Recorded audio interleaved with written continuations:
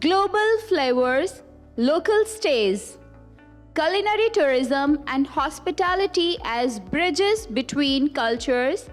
We'll explore how culinary tourism can serve as a bridge between cultures and contribute to sustainable hospitality. Please join me in welcoming our esteemed moderator, Mr. Raza Abbas, General Manager, Marriott, Karachi.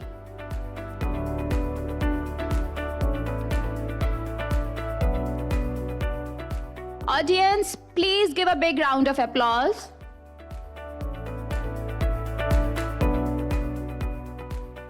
We have distinguished panelists, Mr. Peter Martin, Chief Operating Officer of Serena Hotel. Next we have Erik, Founder and Executive Director of World Food Travel Association.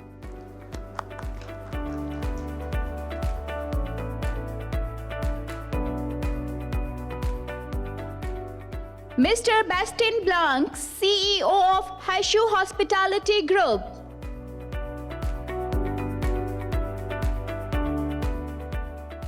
And last we have Mr. Irfan Hilal, Group CEO of Dream World and Destination Hotels.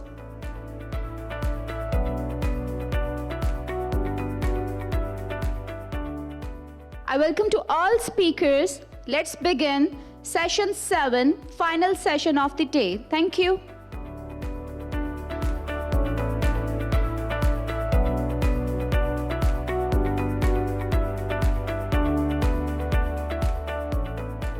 Assalamu alaikum and a very good afternoon, ladies and gentlemen. It gives me an immense pleasure to moderate this star-studded show of moderating the global flavors, local destinations, culinary tourism, and talking about the local cultures. We have some distinguished guests from around the region, around the world, and obviously from on the national level. So we will, looking into the timelines, I'm a bit mindful. And I know we have a lot of other commitments as well ahead. So coming in quickly to the topic.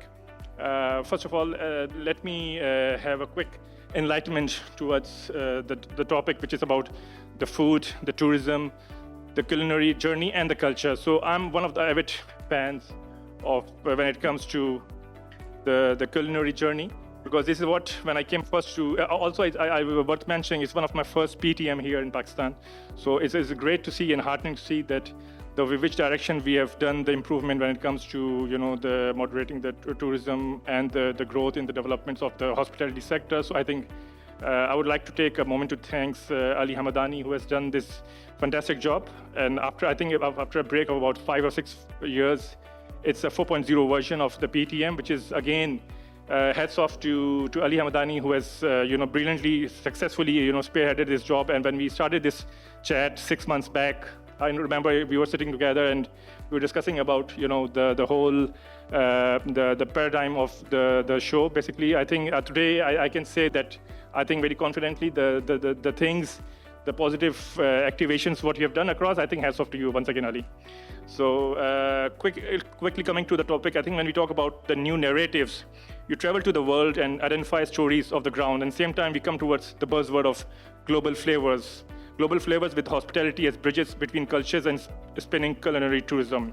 A quick fact on the Pakistan side of when we talk about the hotel and the restaurants segments, which have contributed. I'll have a quick figures on 2023 full year, which has given a GDP contribution of about 2.8% to the overall services segment. And then when we oversaw the whole fiscal year of 2024 last year, which we concluded with the growth of increased by 26%.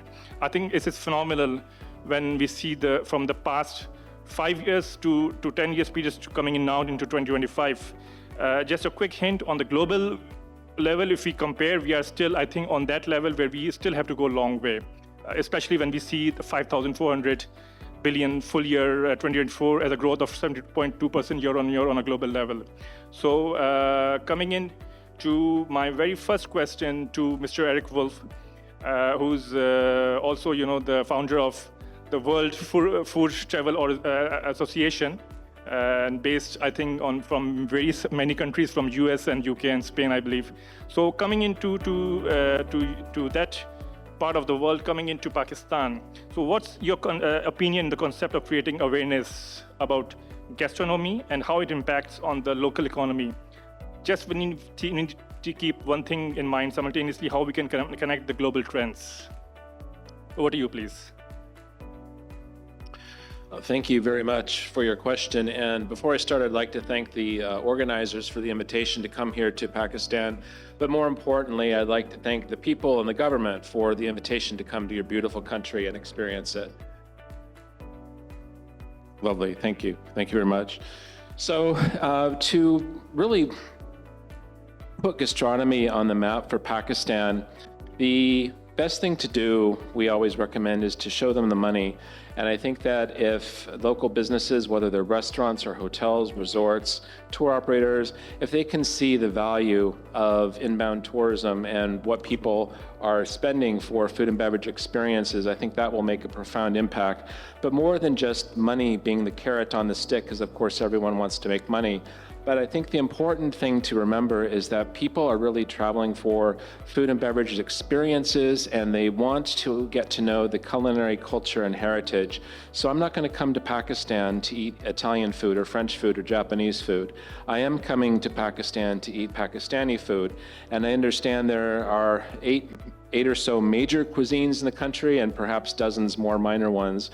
And for a food-loving traveler to come to this country, that is, it's like a gold mine of things to discover and to explore. So the challenge is not just to bring people here and get their money and here's a meal. You don't want to serve a meal, you want to serve a memory, and to help people to get to explore outside the big destinations, the big cities, get into the rural areas. And I think once the cross-cultural communication starts happening in the rural areas, as well as the economic impact, then I think people will really start to appreciate their own gastronomy and how it can be exported as an attraction. Great. So I think worth mentioning about how diversified cultures impact, obviously, as you rightly mentioned. How often you would see a challenge integrating from a particular given culture and integrating it to a local culture way, especially in the case here in the Pakistani industry. Is that to me again? Sorry, once again? Is that question to me again? Yeah, yeah. Oh.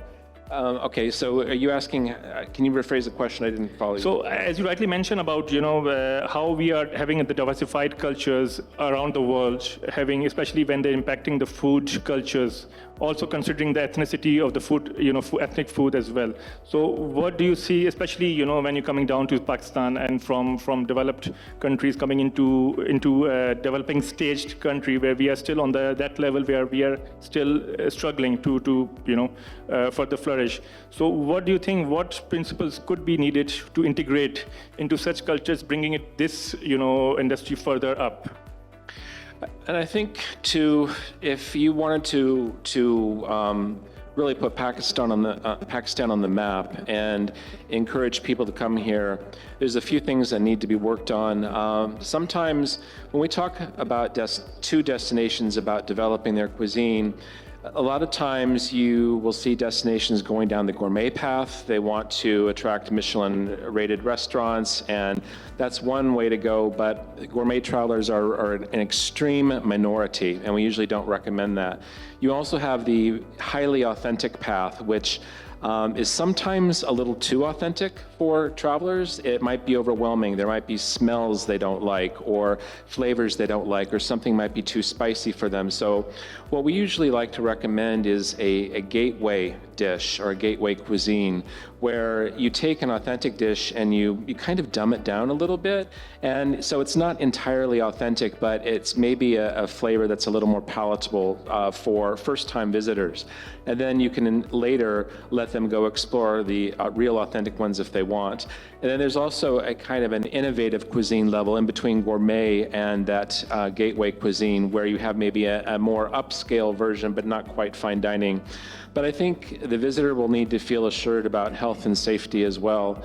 There are some standards that are quite common in other parts of the world, and I think some people who are not familiar with traveling in the Middle East may have some trepidation about coming to Pakistan or other countries in the region just because they don't understand. And I think that going out of your way to reassure travelers of the steps you take with regard to health and safety will go a long way to making them feel comfortable to try your different foods.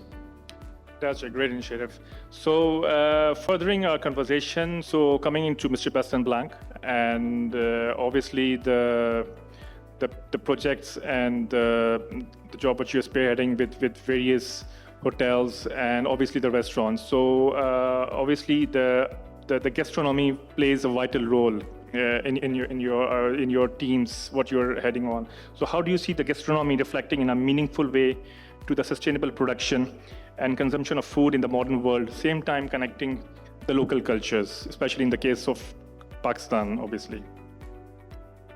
Well, to complete what was just said, first of all, everybody think about Ashu hotels and the size of hotels that we have in the country. But we need to remember that actually we're also a restaurant operator operating more than 54 restaurants in the country. Yeah. So it's quite a significant number of restaurants. But the difference to what was just said before is that I fully agree for foreigners, but in our case, we are catering both to the domestic clientele and the international clientele. So, for instance, we have opened in Lahore Nostimo, which is the first authentic Greek restaurant in the country. Why? Because there was also an interest to discover some different cuisines. We have Sakura, which is a very well-known Japanese concept that we have in different cities, which is also something that people are attached to and has a certain legacy in the country. But when we're looking at the local project or actually a product that we have, we are opening them in hotels and in retail as well. And those products are actually with entry point for foreigners visiting the country. That you talk about Bukhara with those lavish buffets and the discoveries of different grilled meat that we can have in the country. That you talk about Dumpukht with the Mughal cuisine, which we have as well in different cities. The latest one that we open is in Lahore in the DHA area. And those projects or those concepts are definitely concepts which are open for domestic clientele, but also a great point of entry for the international clientele in order to discover authentic local flavors that we are reflecting within those projects. When you talk about how we can develop this further, there are two aspects. One is those local concepts, especially Dumpukht and Bukhara, that are being exported. We are looking at some international development to bring Pakistani cuisine outside of the country as well. Will it be in UAE? Will it be in KSA? And within the country is to try to develop for all the different restaurants that we have a pipeline which is much more sustainable in terms of how we are sourcing our products in the country. So working with more and more local producers, we are able to respect HACCP requirements, which are basically the hygiene requirements that need to be followed up. Will it be for meat, for vegetables, for many other ingredients? And this is something that we are dedicated to, because as the larger operator in the country, if we don't work with suppliers to try to support, educate, go along this path with them, that will not accelerate the acceleration which is required in the country for the restaurant business. So we are really trying to be a partner to local suppliers in order to support them in their logistics, in their infrastructure, in their hygiene implementations that benefit both us and the industry as a whole. Right, as you mentioned, as you rightly mentioned, the names, the great names of Sakura and obviously the Dumpukht and various other initiatives what the company is taking on. But coming in towards the vast fall of global flavors and local stays. So, in your opinion, what do you think the ethnic foods serving the cultural bridge or a barrier? So, at the same time, what could be the best way to promote this barrier into an opportunity? Well, I wouldn't say they are a barrier. They can be a problem for your suits because you take a few kilos because the food is too good. But definitely, there are opportunities to develop as well a better understanding of the country. Because when I was talking about the fact that we are looking at developing in UAE and KSA, and we already have some leads in those countries, it opens as well interest to visit the country.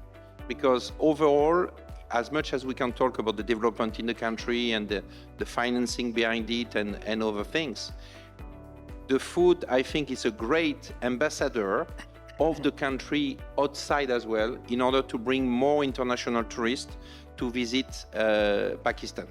So definitely, yes, the food is important. Definitely those flavors, I don't think are a barrier in any way to the growth of tourism.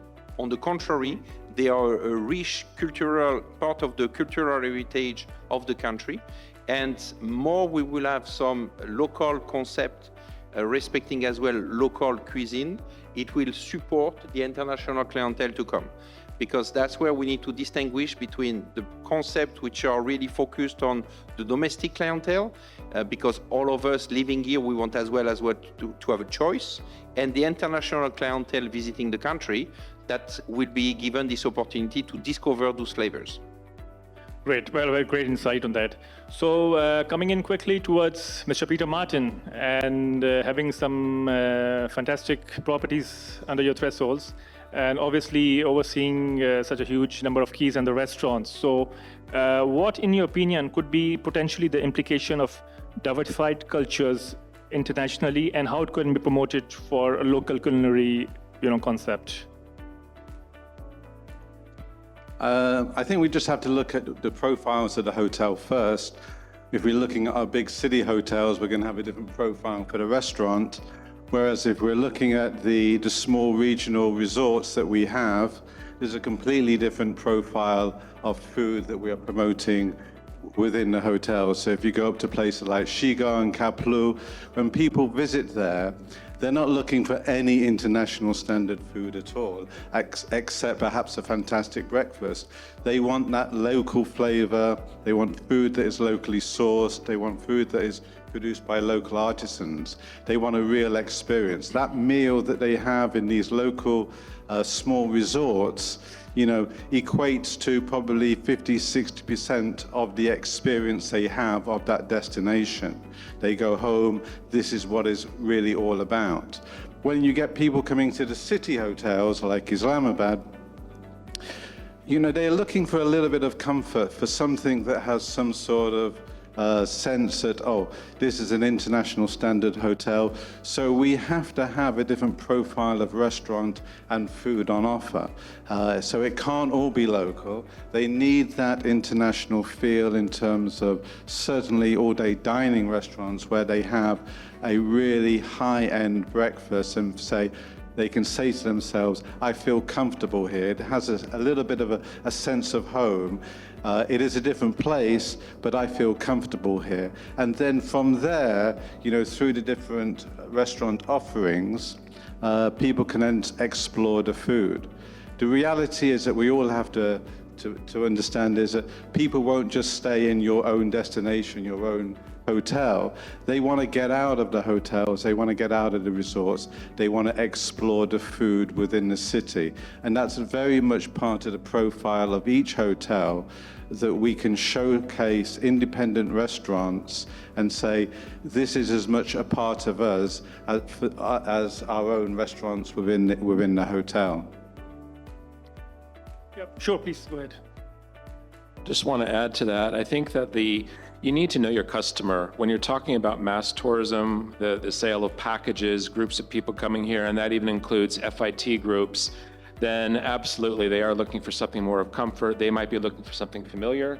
So that's when they'll go to the Greek or the Italian restaurant because they know those cuisines better and they don't necessarily know Pakistanis. So they're going to go with something safe, right? Because they know those cuisines. But like you were saying about people going into the countryside, that's your cultural traveler. And I think the question is, as tourism develops in Pakistan, do you want the mass tourism market with people coming and laying at the beach every day, or you want to go for quality over quantity tourism? And that would be the cultural traveler. Great. So I think touching points in the same wavelength. I'm coming towards Mr. Irfan Halal, and obviously having some diversified portfolio of the leisure facilities and the resorts and the clubs, obviously. So, in your opinion, what's your say if we talk about the culinary tourism and its importance? We are different brands sitting here, obviously, and what's our responsibility as a hospitality and culinary tourism, which is bridging the culture, especially in our setup.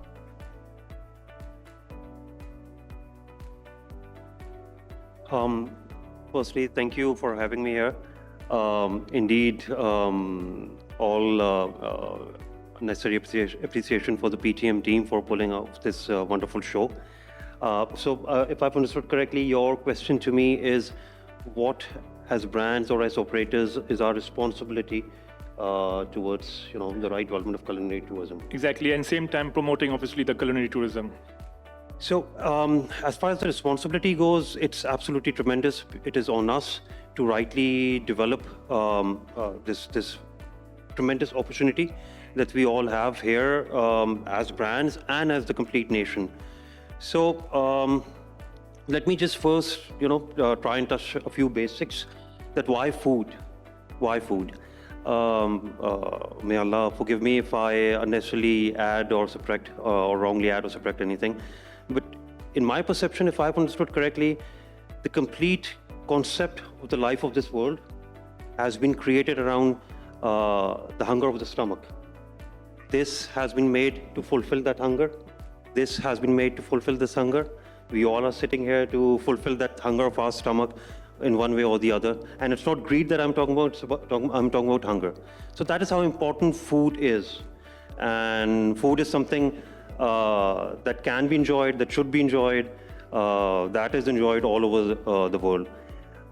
Now talking about the Pakistani perspective, or what we have over here in Pakistan, where we're sitting right now, if we travel, say, just 100 kilometers westwards, our cuisine changes completely. Our food changes completely. We travel 100 kilometers, not even 100 kilometers eastwards or northwards, it changes again. So that is the tremendous diversity that we have in our country.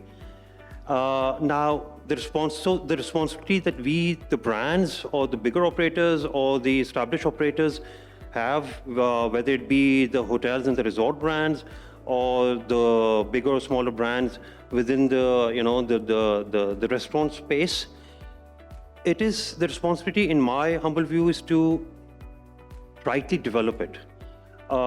So far, in spite of the incredible variety, incredible diversity that we have in our cuisines, in our tastes, and the authentic tastes.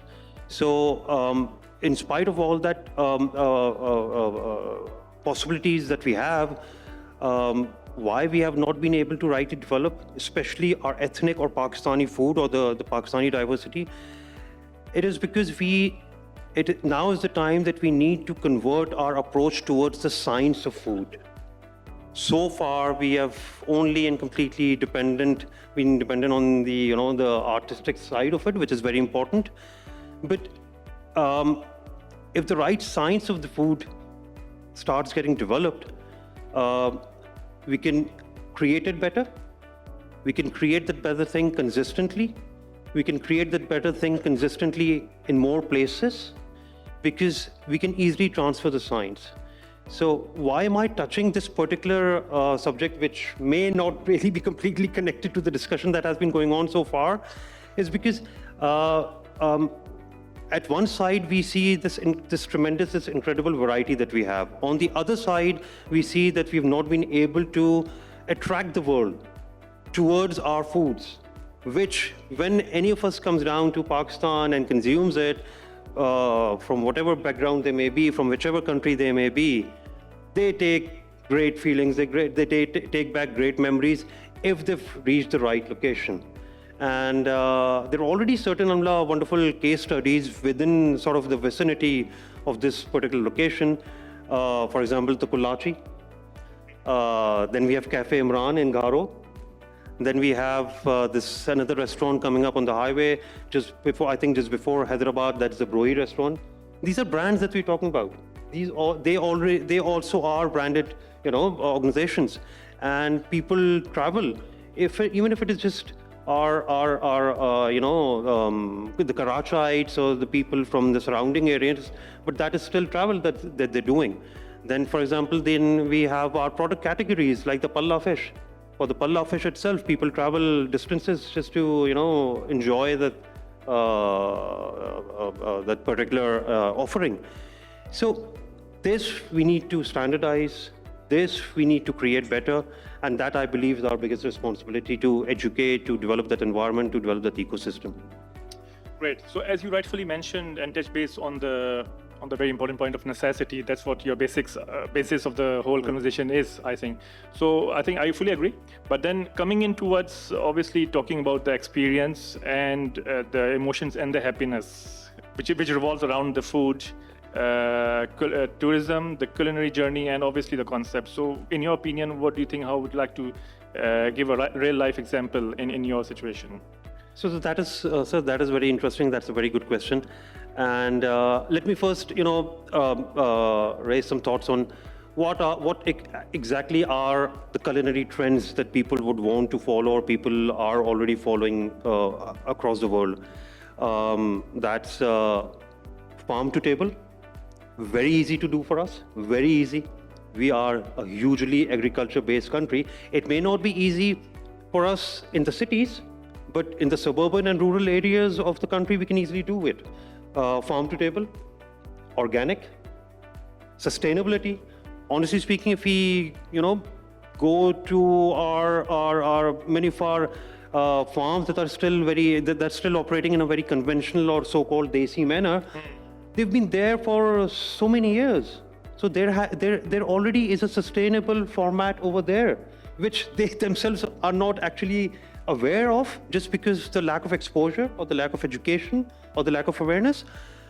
These things are already there. That we need to bring up. As far as the hospitality is concerned, alhamdulillah, our Pakistani nation is actually known to be highly hospitable. So we just need to blend those things together. Everything is already there. We need to break our silos. We need to come out of our isolations.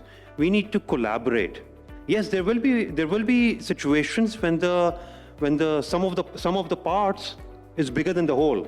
So there, yes, we can be competitive. We should be competitive, because that also at times brings the levels and the standards higher. We have examples of that globally. We can look into the case study of Singapore, for example. Singapore worked on its food vendors in the streets. Right. They created a complete system, a complete ecosystem to bring those vendors up through various processes. So we have, various examples that we can adopt, inshallah, to do that. Yeah. Great. Mr. Peter Martin, so I would like to, I would really reckon, in fact, to touch point between the gastronomy role in employability and how it impacts the local culture. And obviously, what is your stance, especially when your company is growing on such a fast pace, obviously not locally, but then I believe strongly on the international level as well? At the end of the day, it's all about critical mass. Can we get enough chefs into the country? Can we get enough restaurants growing that we can increase the talent pools for Pakistan? It's not just Serena, but every new hotel that opens, every new restaurant that opens, the more chefs will come, the more talent will come, the bigger the pool that we have in order to grow, I feel, the talent base within each community, that we can improve the quality of restaurants, both in the hotels and the freestanding restaurants. For that to happen, we need more tourism, because that is the supply. We will give the demand. That is the demand. We will supply then the restaurants. So the more tourism coming in, the greater the local community eating out, that will create the supply for us to actually go and deliver more restaurants that are meeting the market. So at the end of the day, talent is the foundation of all good restaurants. A great chef is at the foundation of everything we do. There's a very small pool internationally at the moment, I think even within all of the hotels, we need to grow that pool.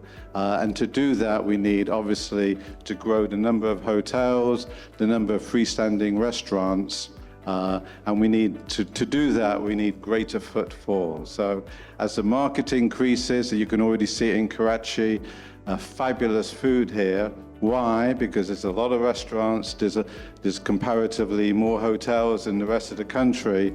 So there's a far bigger talent pool, both internationally and locally, that is swirling around within the system. You go to some of the smaller cities, and certainly in the resort destinations, and there is a real lack of talent because there's so few restaurants and so few hotels operating.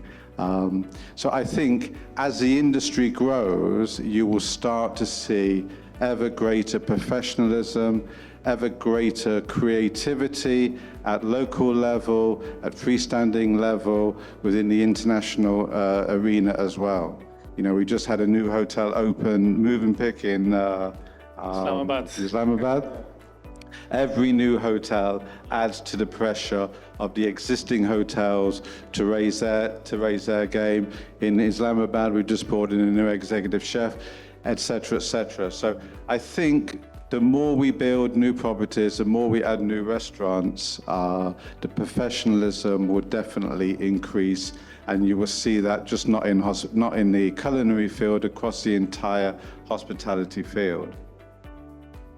Sure. Please go ahead. If I may add, I totally agree that it's a question of volume, but it's a question that goes back to the educational system as well, and making sure how within the overall ecosystem of the hotels and restaurant industry, the educational element is pushed through in the country, not only in the big cities, but in smaller cities as well, because what we are missing to grow part of this volume of chefs, for instance, that we need is more schools. Because when you look at the number of culinary programs that exist in the country, out of 251 million or whatever is the number of million that you want to select for the number of inhabitants in the country, the number of culinary programs is extremely minimal. And so, for instance, we are trying as well to support on one side with the Ashu School of Hospitality, but it's still a very small number compared to the number of people that you will need to train and develop in the different disciplines that you need for a hotel. So the culinary is always a great example.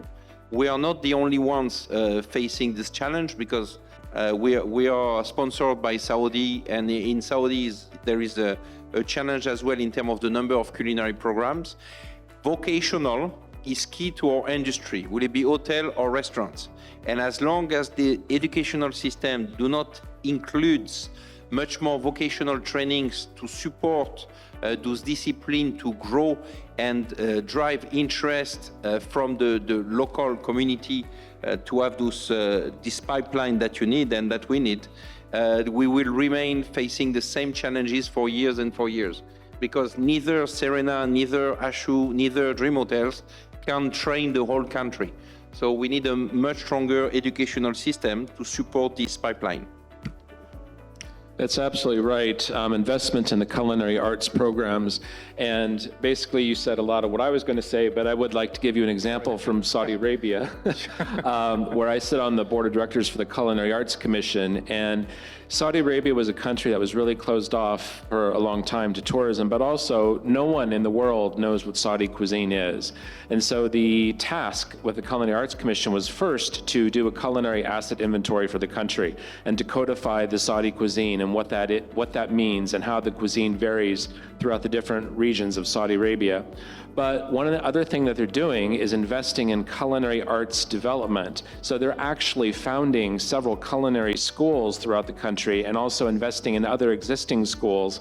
And now 4 years, the Culinary Arts Commission is 4 years old, and they're starting to see the fruits of their labor. So not just in terms of turning out quality chefs, but also things like culinary arts incubators, artisanal food incubators as well, because we all know that we all like to take home a little jar of something. I saw some honey from somewhere in Pakistan on a stand here, and I thought, see, that's the kind of thing that visitors would love to take take home. But how do you turn that into a commercial product? How can you package it and have people feel safe about it? And how will that package travel well as well? So anyway, Saudi they've been doing this for 4 years and they're already starting to see some positive results. So absolutely invest in the culinary arts.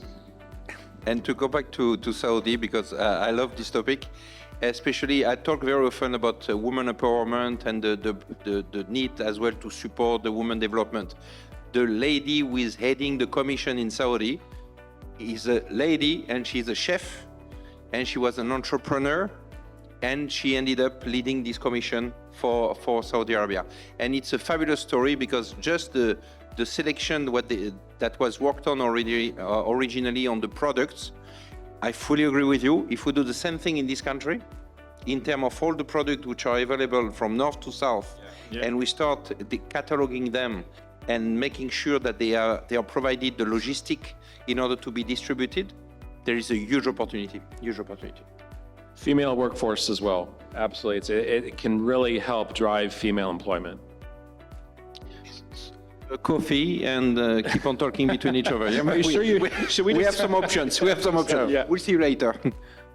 Sure. I mean, obviously, there's always the options open. But then, obviously, I'm one of the avid fans of obviously transforming, the cuisines, and especially when it comes to the Middle Eastern concept, and obviously the Saudi cuisine.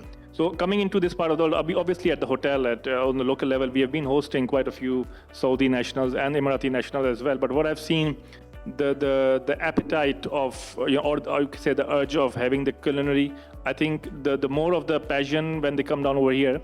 I'm just thinking from that level and then coming towards down here in Karachi or Pakistan.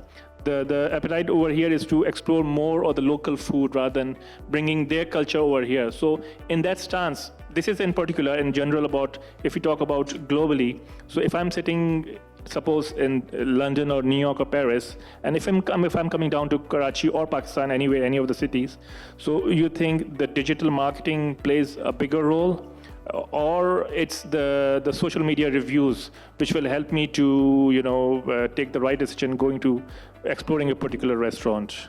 Many years ago, and everybody was saying that what will make the success of the restaurant is location, location, location. Everybody heard it. Yeah. When you look at the success of the restaurant, will it be in Lahore or will it be in Karachi? Yeah. Or to a point to Islamabad as well? It's not really about the location. It's about the word of mouth. But the word of mouth is coming because you have some location where you only go really for the restaurant. Not all the restaurants are part of a unit with multiple restaurants. Some of them are in the middle of nowhere, in a small street, and you have different things. But what brings the word of mouth, you can talk about the marketing in a way, but it's the consistency of the product.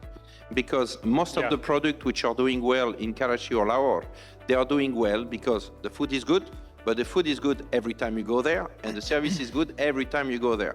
So I would say that the key element before you talk about any marketing, digital marketing, or any other activation is the consistency. And that sounds like just a simple word, but we all understand how difficult it is to have. That's true. And in here, we still have too many products which are not consistent. And this is really the base of any success for any restaurant, from my point of view. Right. So, yeah. Sure, fun. Yeah, please. Yeah, I completely agree. Consistent. If food consistency is there, people will keep coming back to you, and no matter wherever you're located, there's no other better marketing, especially for food, better than word of mouth. And that actually, unfortunately, has been the problem for us so far, for most of the operators, the consistency of food. So that's why, like I mentioned earlier, it is, the science of food. It's still in our culture, in our nation, a lot of people still very strongly believe that the taste is in the arm or in the hand or the pit of the hand of the chef. A lot of people may not like me for this, but I'm sorry, I completely disagree with this. It's the recipe, it's the ingredient, it's the process, it's the time, it's the temperature, and it's the utensil. When you make the right combination of that, then you can teach that same food consistency, that same food taste to your complete team, to other people, and you spread it out. That is how food chains, not just for fast food, but buffet chains have been created all over the world. So a buffet cannot be made on a machine the way McDonald's or Pizza Hut can do. So how are they doing it globally? That is what we need to learn. That is what we, and I completely agree that we need to have a lot more many institutions that are teaching the science or the art of it to our various operators, to upskill them, and then our own local operators can be out there creating their own franchises. That's what we need to achieve, yeah. Right. So in the earlier conversation, you did mention and you raised touch points of the famous pala fish and obviously the concept of highway restaurants. So, I mean, if I'm an international tourist, so I have the taste buds of a fast food, obviously the pizzas or the burgers, and I really want to explore, these foods. But then we did touch base that before the marketing, it's the concept and how the consistency, of the overall food, is playing role. So what do you think in that transformation process, what's more important in your opinion? Can you please? So, touching, the local food of pala fish and highway restaurants concept. So again, these are on such a, it's a fantastic cuisine with the highest quality and the great taste. I'm a fan as well. But then if I want to, transform, you have let's say you have an example for an international tourist coming in who doesn't have the taste buds, never have tried, such foods. So how would you be able to, transform those taste buds to encourage the food tourism or the local culinary concept towards, these foods rather than the fast foods? So look, I don't think that, changing the taste buds is an option. It should not be an option for us as professional operators. It's not the taste buds that you can change, because you will be getting, inshallah, millions of taste buds. How many will you change? What you do is what the world has done. Fusion, education, exposure. Unfortunately, because our operators are not getting a lot of international tourism right now, so they're also not getting that exposure. But even within our own landscape, the taste buds and the cuisines change, like I mentioned earlier, every 100 kilometers you travel. So again, it is all about, I think, education and exposure. We need to continually educate our ecosystem on it. We need to continually tell them that, yes, you have to slightly modify your recipe or your, spice level or whatever, as per the person you're serving it to. So fusion and all that is what we need to apply, I think, if I've really understood your question correctly, if I've been able to respond it properly. Yeah, certainly, touch base. So, Mr. Peter Martin, my last question, and can I just wrap it up? one point? Sure. Food tourism isn't built in five-star hotels. It's built with freestanding restaurants that are very traditional. Yeah. They may be high spice. They don't bend their food palette to the needs of the tourists. They say this is what we are, and people come because they love it. So I think we've got to start looking to understand there's a different role that hotels will play and the freestanding restaurants, where if you get critical mass, cities like Karachi can be known as foodie places, and they will automatically get credibility on social media. And people, when I'm up in Islamabad coming down to Karachi, people say, oh, that's great. Fabulous food down there. You're going to have a wonderful time. They're not talking about, there are some fabulous restaurants in the hotels, there's no doubt, but also talking about the barbecue restaurants by the beach. There's lots of great restaurants where this is where we need to encourage them so that they can create that aura. I think Pakistan internationally has a great reputation. It's probably got the best South Asian food. You go to the UK, everybody wants Pakistani food far more than the Indian food. So, we do have great food here. We just got to make sure that we don't focus exclusively on the hotels. I'm from the hotels, so it'd be nice to focus exclusively on the hotels. But the reality is, if we want to become a food destination for significant numbers of tourists, you know, the first thing they do when they arrive in a hotel is start looking, where can we go to eat tonight? Or one of the evenings when we're here, outside of the hotel. And so the stronger our freestanding market is, restaurants, the more it benefits tourism as a whole, and the more it feeds back into more tourism and benefits the hotel as well. And if I may, because what Peter said is very true, and that's why we are in retail as well, because some of the concepts are concepts which are available on retail, so they are competing with the restaurants in the streets. So the key element with this is, beside the consistency of the product, because you mentioned pizza and burger. Why people go for pizza and burger? At the end of the day, life is about numbers. So why they go for pizza and burger is very easy, because most of the time it's a question of price as well. They are price sensitive and they want to spend a certain level of average ticket.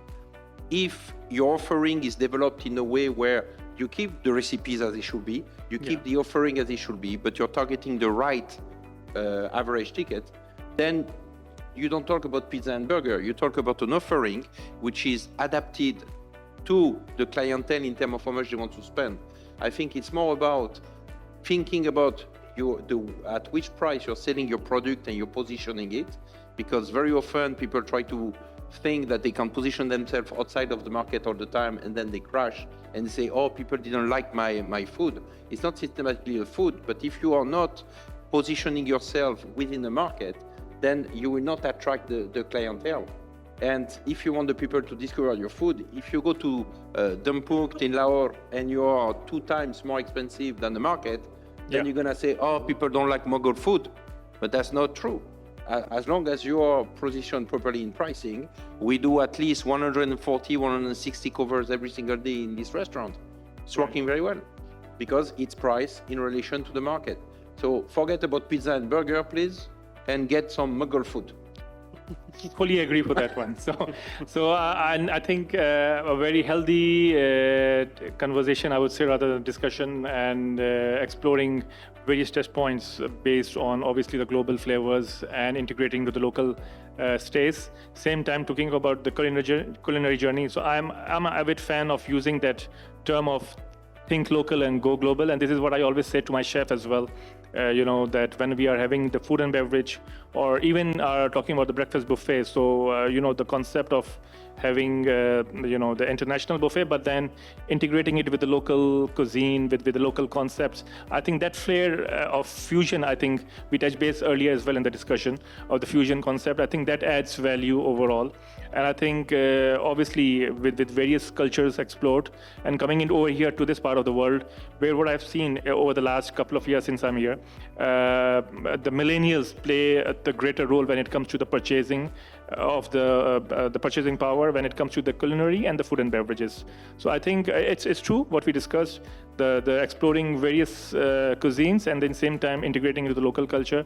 And to that bit, we wrap up this afternoon session, and I'm sure the audience would have had a enjoyed time with having a discussion with some star-studded seasoned hoteliers from all over the world, and obviously some experts from the food industry.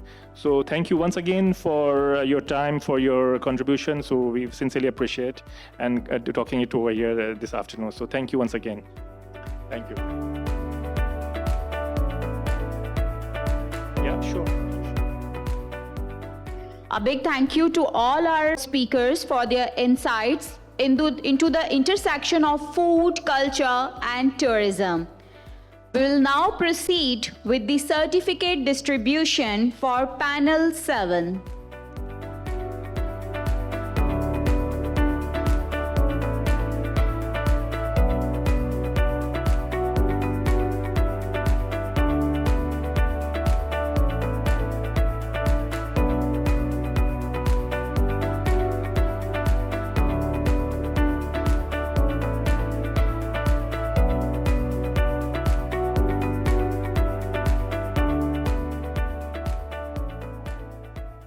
So I request our esteemed moderator, please distribute the certificates to our expert speakers. Thank you.